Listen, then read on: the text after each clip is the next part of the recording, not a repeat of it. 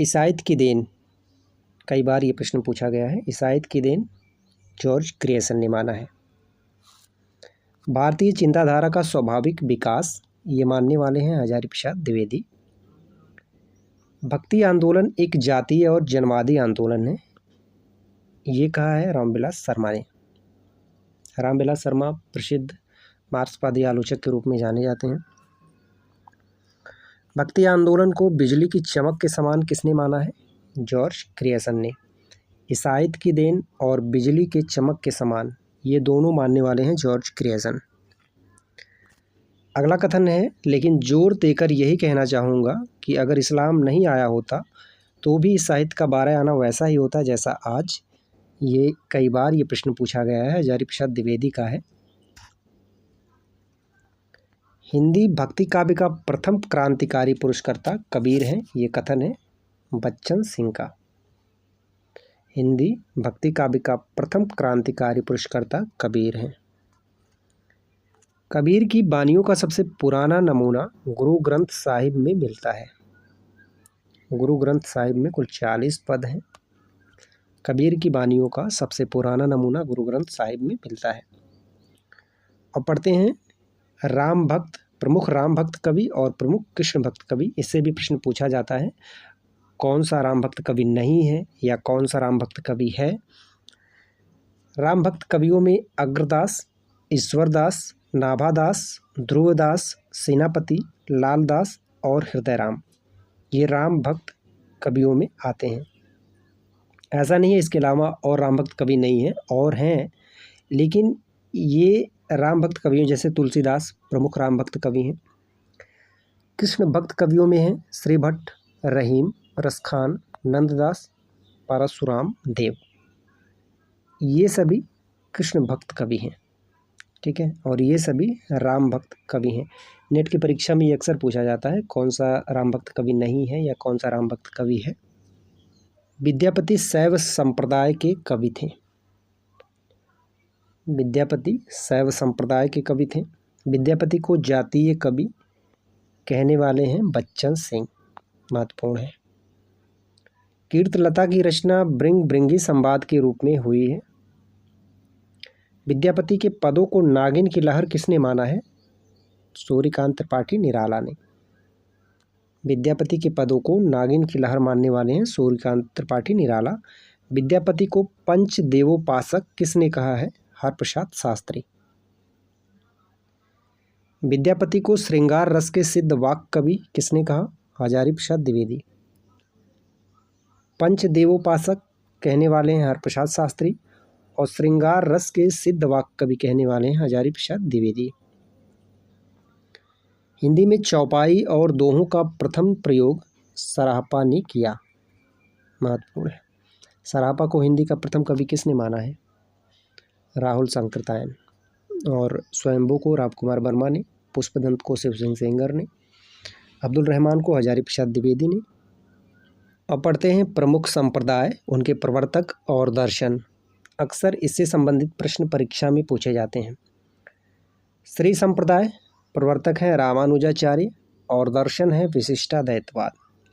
एक एक दर्शन को और संप्रदाय को अच्छे से आप याद कर लीजिए। ब्रह्म संप्रदाय प्रवर्तक है माधवाचार्य, दर्शन है दैत्यवाद। रुद्र संप्रदाय प्रवर्तक हैं विष्णु स्वामी, शुद्धाद्वैतवाद ये वल्लभाचार्य का है। ठीक है, रुद्र संप्रदाय के प्रवर्तक विष्णु स्वामी। सनकादि संप्रदाय के प्रवर्तक हैं निम्बकाचार्य और इनके दर्शन का नाम है दैत्यवाद। ये महत्वपूर्ण है, निम्बकाचार्य दर्शन का नाम है दैत्यवाद। वल्लभाचार्य इनके दर्शन का नाम है शुद्धाद्वैतवाद। वल्लभ संप्रदाय के प्रवर्तक हैं वल्लभाचार्य और इनके दर्शन का नाम है शुद्धाद्वैतवाद। आलवार भक्तों की संख्या कितनी है? तो आलवार भक्तों की संख्या 12 है। एक प्रश्न पूछ लिया आपसे, नैनारों की संख्या कितनी है? नैनार, तो नैनार जो है 63 हैं और आलवार 12 हैं। अगला है सात्वत धर्म के प्रवर्तक वासुदेव माने जाते हैं। सात्वत धर्म के प्रवर्तक कौन है? वासुदेव। कीर्ति लता रचना में जौनपुर नगर का वर्णन है। कीर्तलता, कीर्तपताका दोनों आवाहट में लिखी गई हैं, विद्यापति की रचनाएं हैं। और कीर्तलता रचना में जौनपुर नगर का वर्णन है, महत्वपूर्ण है। कीर्तपताका में राजा कीर्ति सिंह का वर्णन है और कीर्तलता में भी कीर्ति सिंह का वर्णन है, साथ ही साथ जौनपुर नगर का भी वर्णन किया गया है। रासों की उत्पत्ति रसायन से किसने मानी है? तो आचार्य रामचंद्र शुक्ल ने रासों की उत्पत्ति रसायन से मानी है। आर्यखंड को सर्वप्रथम किसने प्रकाशित करवाया? तो आर्यखंड को सर्वप्रथम प्रकाशित करवाने वाले विद्वान है चार्ल्स एलियट। आर्यखंड का दूसरा नाम है परमाल रासो, जगनिक की रचना है। आला और उदल की वीरता का वर्णन इसमें किया गया है। पृथ्वीराज रासो को राजनीतिक महाकाव्य की त्रासदी किसने कहा है?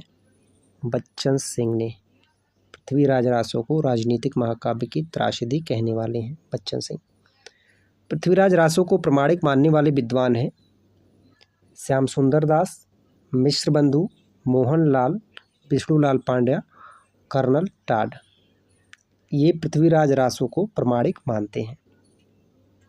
प्रमाण लेके मोहे श्याम सिद्ध करो, इस तरह से आप याद कर सकते हैं। पृथ्वीराज रासो को अप्रमाणिक मानने वाले विद्वान कौन हैं?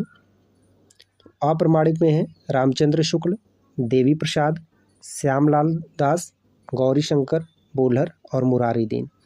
ये पृथ्वीराज रासो को अप्रमाणिक मानते हैं।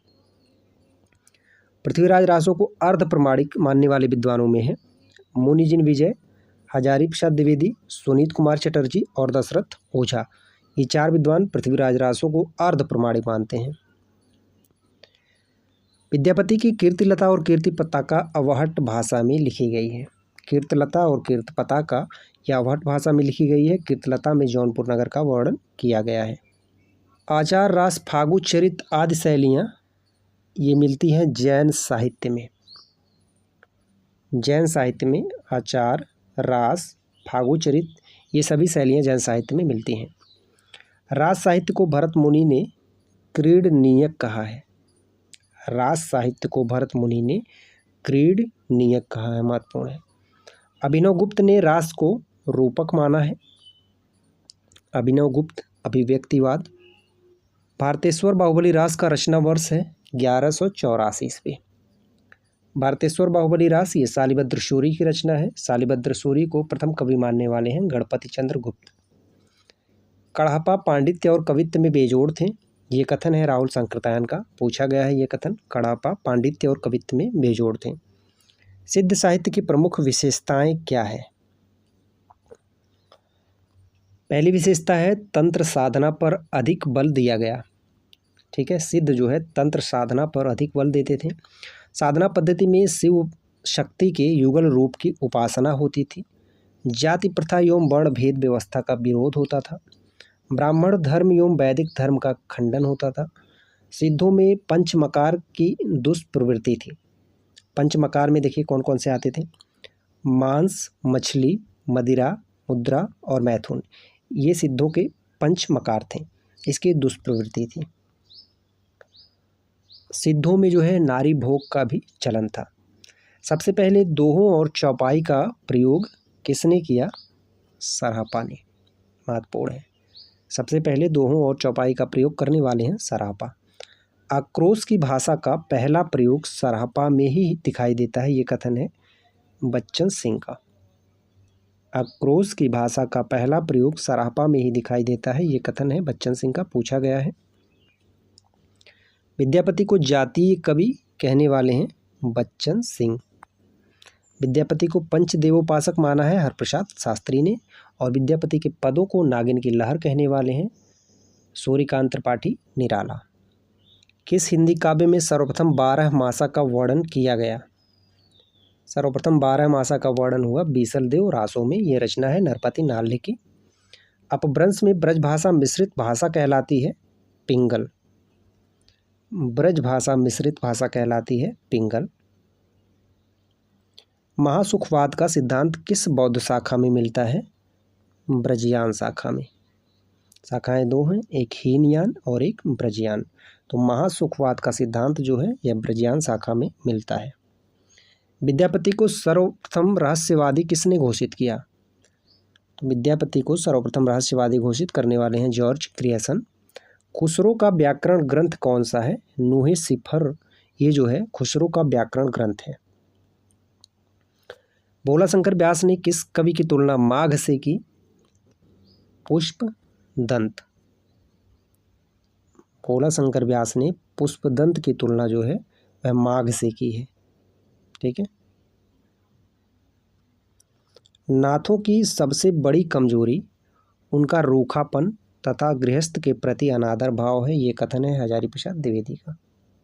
रघुनाथ चरित हनुमंत कृत भूप भोज उद्रिय जिम पंक्ति किस ग्रंथ से लिया गया है? ये पंक्ति है पृथ्वीराज रासो। सबसे विवादित ग्रंथ जो है वह पृथ्वीराज रासो ही है। सिद्धों की साधना में शून्य का परक तत्व ज्ञान है। शून्य का परक तत्व ज्ञान है। किस सिद्ध कवि की रचनाओं में रहस्य भावना की प्रधानता है? लुइपा। लुइपा की रचनाओं में जो है रहस्य भावना की प्रधानता है। सर्वाधिक चरित काव्य किस साहित्य के अंतर्गत रचे गए? जैन साहित्य के अंतर्गत सबसे ज़्यादा चरित काव्य रचे गए। अभी अंतर की त्यागे माया दुविधा मेटि सहज में रहे, ये पंक्ति जो है गोरखनाथ की है, पूछी गई पंक्ति है। अगला है मन कला ससभान कला 1692 पंक्ति किस ग्रंथ से ली गई है? तो ये पृथ्वीराज रासो से ली गई है। निर्गुण भक्ति का आदि स्रोत कौन सा उपनिषद माना जाता है? श्वेताश्वर उपनिषद, यह निर्गुण भक्ति का आदि स्रोत माना जाता है। अहिंसा और प्रपत्तिवाद किस संप्रदाय की देन है? वैष्णव संप्रदाय। प्रबंधकार कवि की भावुकता का सबसे अधिक पता यह देखने से चल सकता है कि वह किसी आख्यान के अधिक मर्मस्पर्शी स्थलों को पहचान सका है। आचार्य रामचंद्र शुक्ल का ये कथन है। अगला कथन है शुक्ल जी का, कबीर तथा अन्य निर्गुणपंथी संतों के द्वारा अंतः साधना में रागात्मिकता भक्ति और ज्ञान का योग तो हुआ, पर कर्म की दिशा वही रही जो नाथपंथियों के यहाँ थी। यह कथन आचार्य रामचंद्र शुक्ल का है। मध्ययुगीन राम काव्य परंपरा के अंतिम राम भक्त कवि हैं विश्वनाथ। महत्वपूर्ण है, मध्ययुगीन राम काव्य परंपरा के अंतिम राम भक्त कवि हैं विश्वनाथ। इनकी रचना का नाम है साहित्य दर्पण। भारतीय पाश्चात्य काव्य शास्त्री विद्वान हैं। गीत पद्धति पर तुलसी की कौन सी रचना है? विनय पत्रिका। रामानंद ने अपनी गुरु परंपरा का उल्लेख किस ग्रंथ में किया है? श्री रामार्चन पद्धति में रामानंद ने अपनी गुरु परंपरा का उल्लेख किया है। हिंदू दरबार और भारतीय जीवन पद्धति का यथार्थ चित्रण किस में किया गया है? वर्ण रत्नाकर ज्योतिश्वर ठाकुर की रचना है और इसमें हिंदू दरबार और भारतीय जीवन पद्धति का यथार्थ चित्रण हुआ है। अपभ्रंश के प्रभाव से मुक्त ग्रंथ है खुमार रासो। खुमार रासो के रचनाकार कौन है? दलपति विजय। अपभ्रंश के प्रभाव से मुक्त ग्रंथ है। तरसेठ सलाका पुरुषों के जीवन का वर्णन किसमें हुआ है? महापुराण में। महापुराण में कितने पुरुषों का जीवन वर्णन हुआ है? 63। और यह पुष्पदंत की रचना है महापुराण। पूछा जाता है कई बार महापुराण में जो है कितने सलाका पुरुषों के जीवन का वर्णन हुआ है? 63। ये थे कुछ महत्वपूर्ण प्रश्न से संबंधित आपका कोई सुझाव हो तो आप कमेंट करके ज़रूर बताएं। मिलते हैं अगले वीडियो में कुछ नए प्रश्नों के साथ, तब तक के लिए नमस्कार।